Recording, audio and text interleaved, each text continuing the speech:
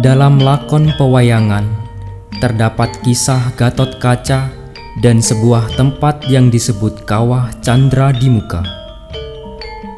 Tokoh wayang Gatot Kaca digodok, ditempa di kawah ini sehingga mempunyai tubuh yang perkasa dan sakti mandraguna.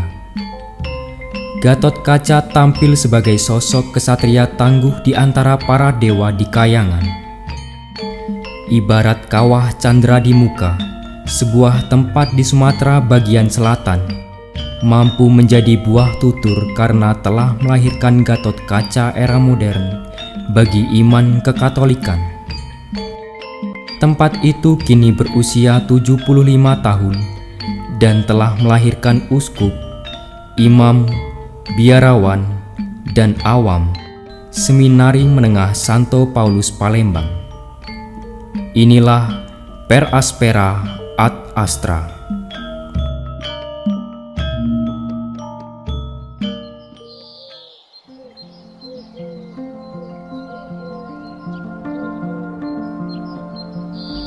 Ini tempat apa ya? Tempat nggak tahu ya, tempat calon pastor itu katanya. Calon pastor? Iya.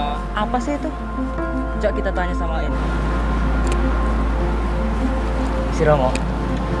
Romo, bagaimana sih sejarah seminari ini? Begini anak-anak muda, kisah ini bermula Seminari Menengah Santo Paulus Palembang lahir berkat kehadiran para misionaris di bumi Sriwijaya. Mulanya, hadirlah misionaris Jesuit di Tanjung Sakti demi menyemai benih kekatolikan.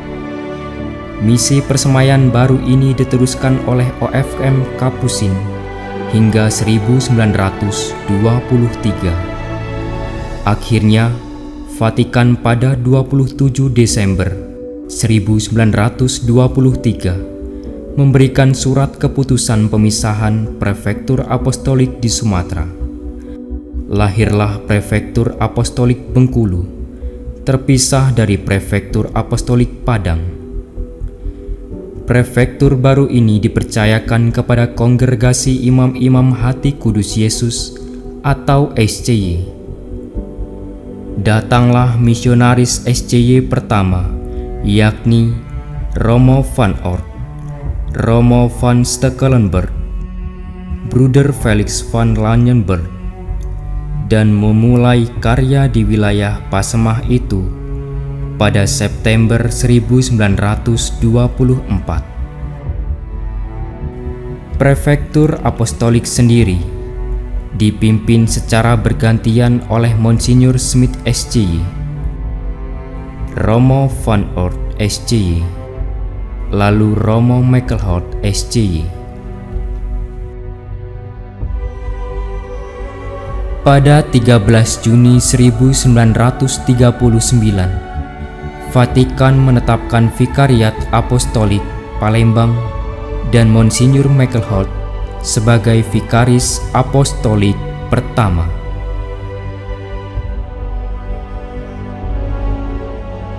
Terjadilah situasi sulit karena Perang Dunia Kedua pada tahun 1939 sampai 1945. Era gelap meliputi gereja Katolik di Sumbaksel karena kurangnya gembala, entah karena wafat, ditangkap, atau ditahan di kamp konsentrasi. Situasi perlahan pulih setelah usai Perang Dunia Kedua dan masa pendudukan Jepang berakhir. Situasi ini memotivasi Monsinyur Meckelhout dan Romo van der Sangen SCY untuk merintis berdirinya sebuah seminari. 24 April 1947, lahirlah Seminari Santo Paulus di Kompleks Pastoran Hati Kudus Talang Jawa. Ada 4 seminaris pertama, yaitu Petrus Sabirin Darmo Seputro, Marcelinus Suratmo, Sunardi, dan Ramalan. Mereka didampingi oleh SCY dan Frater BHK serta didukung oleh suster Caritas untuk konsumsi.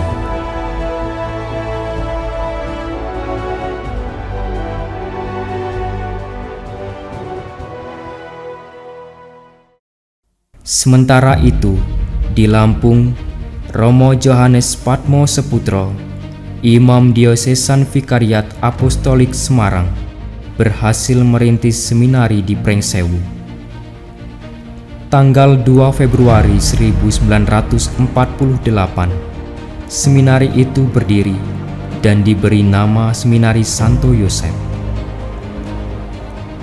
Suster FSGM turut membantu Romo Patmo dalam pendampingan.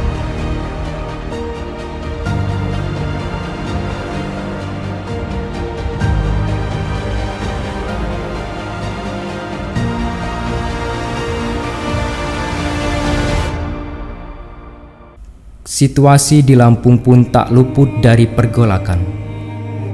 Karena alasan keamanan dan politis, di tahun 1949, para pendamping dan seminaris mengungsi ke Padang Bulan dan tinggal di beberapa rumah Saya umat. menyerahkan para seminaris untuk tinggal di sini.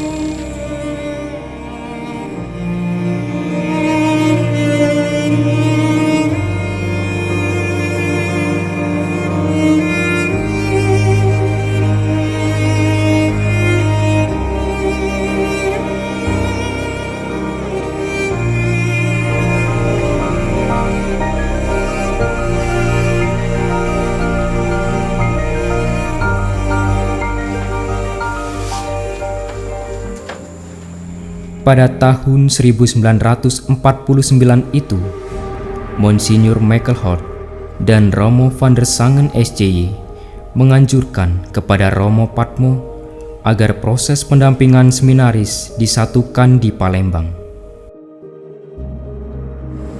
Gimana pendapat pastor jika seminari di Lampung disatukan dengan seminari di Palembang? Ide bagus, Monsinyur.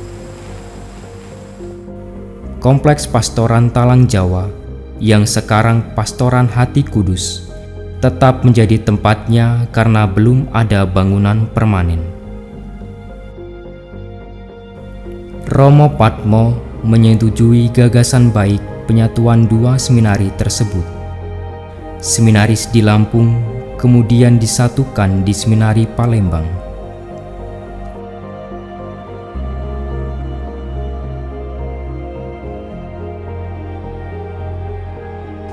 Para seminaris yang terkasih, kita akan bergabung ke Seminari Palembang. Tahun 1950, terdapat 10 orang seminaris yang menjalani proses pembinaan. Namun, ada situasi sulit yang terjadi pada periode ini. Seminaris tingkat akhir tidak bisa mengikuti ujian kelulusan di Mulo Saverius. Romo van der Sangen SJY berinisiatif memindahkan para seminaris ke Lahat agar mereka bisa mengikuti ujian akhir di Mulo Santo Yosef milik Suster CB yang telah diakui pemerintah. Berangkatlah para seminaris ke Lahat dan tinggal di bekas asrama tentara Belanda atau Kenil.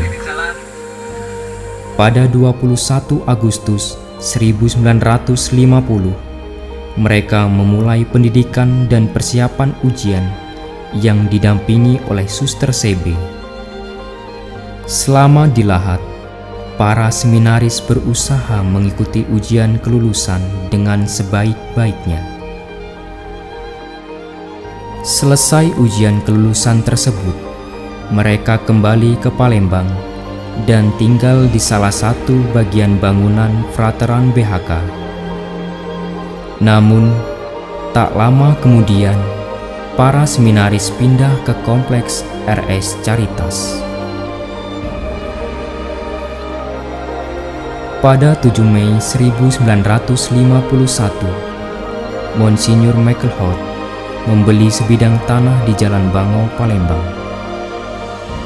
Ia memulai membangun gedung seminari berdampingan dengan gedung SMA Xaverius. Kompleks bangunan Seminari Menengah Santo Paulus yang baru diberkati oleh Monsinyur Michael Hort pada 15 Mei 1953. Kemudian, pada 24 Juni 1954, Romo Johannes van Beek SCY diangkat menjadi rektor menggantikan Romo van der Sangen SCY. Sejak saat itu, pembinaan para seminaris berlangsung di tempat ini hingga sekarang.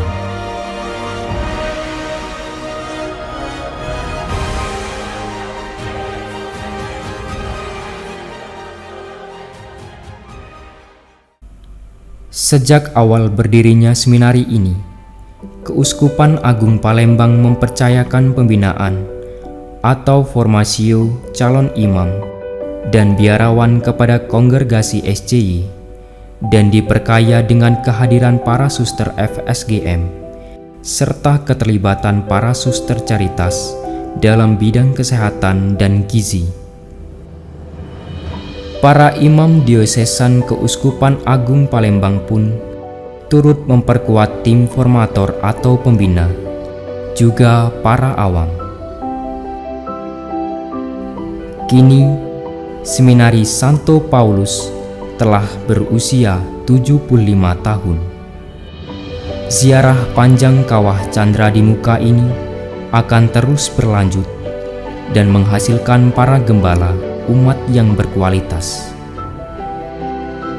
Telah banyak tokoh awam, imam, biarawan, dan bahkan 4 uskup lahir dari seminari ini, yakni Monsinyur Andreas Henry Susanto almarhum, Monsinyur Emeritus Aloysius Sudarso, Monsinyur Yohanes Harun Yuwono, dan Monsinyur Vincentius Setiawan Triatmojo. Seminari Santo Paulus masih akan terus menghasilkan benih-benih yang berkualitas untuk para gembala umat di masa yang akan datang.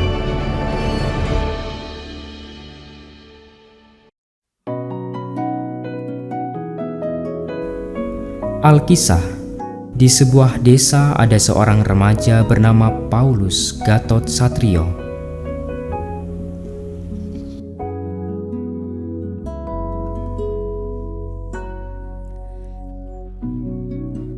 Pak, Bu, Gimana? aku pengen jadi Romo. Oh, bagus loh. Romo? Iya, bagus Iya, kan Pak. jadi Romo? Loh, Pak. Sabar ya, Oleh. Sini dah, Mama duduk. Karena tidak mendapat dukungan dari sang bapak, Gatot menemui pastor paroki untuk membicarakan apa yang menjadi cita-cita. Karena ia teringat bahwa pastor parokinya pernah menawarkan dirinya untuk menjalani pendidikan sebagai seorang calon imam.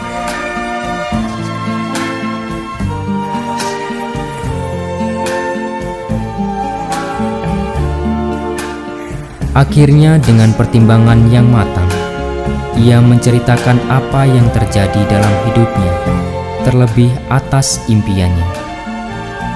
Baiklah, jika itu keinginan dari hatimu, Romo akan membantu.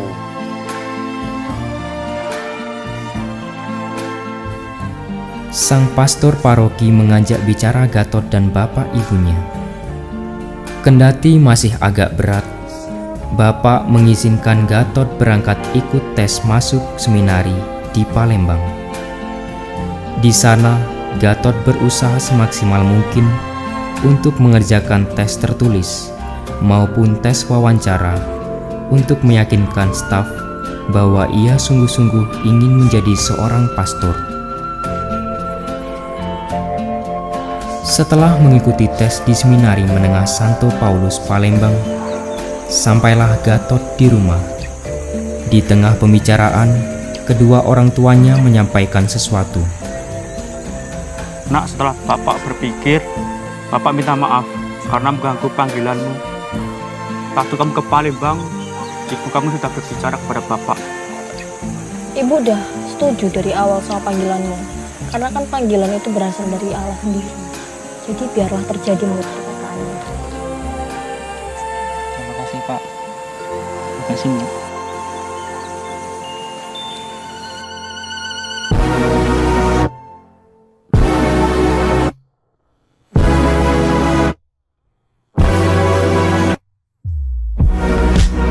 Gatot diterima. Sekarang ia adalah seorang seminaris. Ia sedang menjalani masa formatio untuk menjadi seorang imam di seminari. Berbagai kegiatan pun banyak ia lakukan di seminari.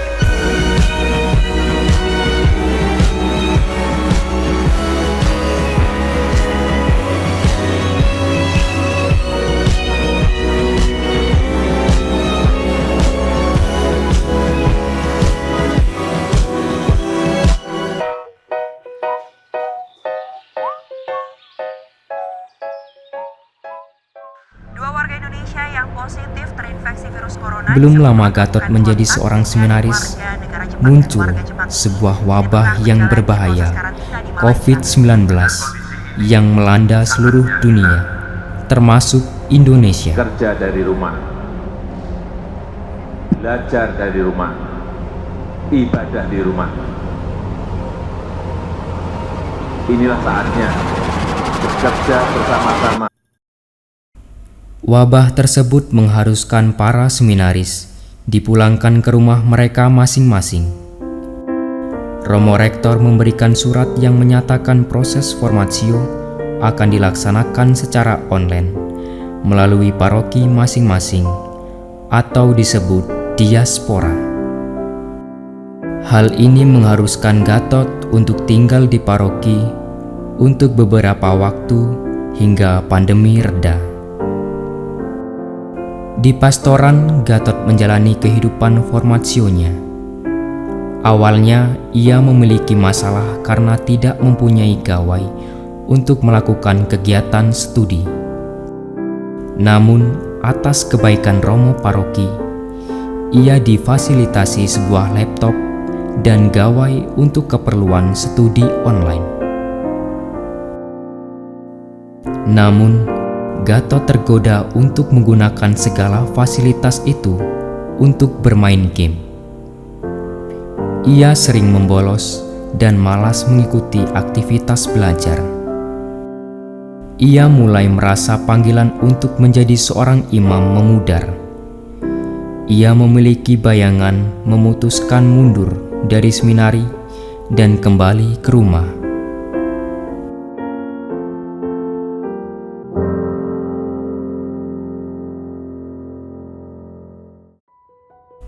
Setelah melewati masa-masa kritis pandemi, akhirnya para seminaris diminta untuk kembali ke Seminari Menengah Santo Paulus Palembang dan melanjutkan proses formatio di seminari.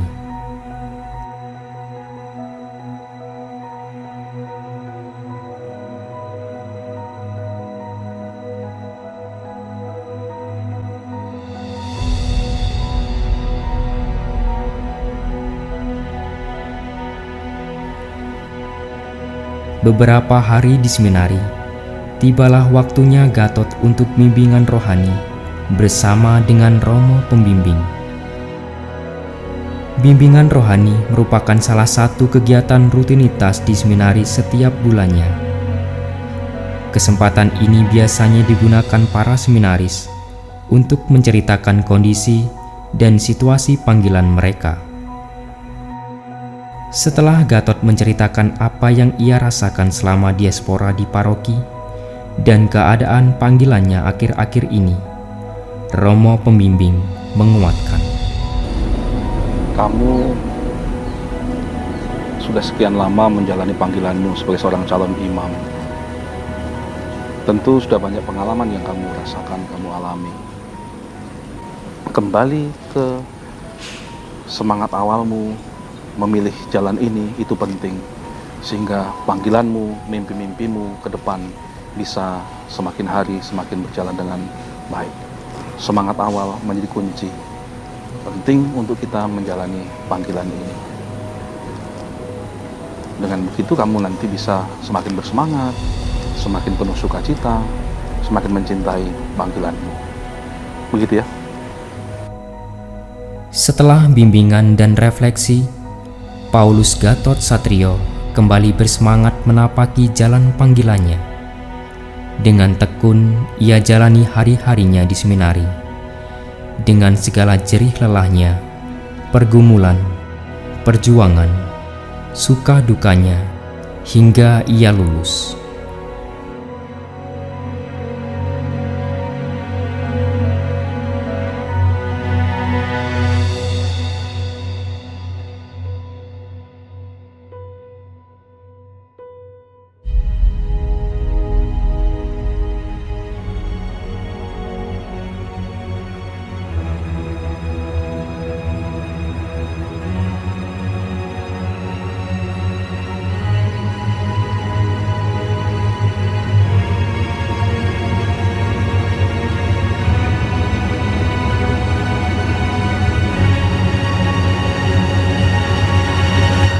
Per aspera ad astra.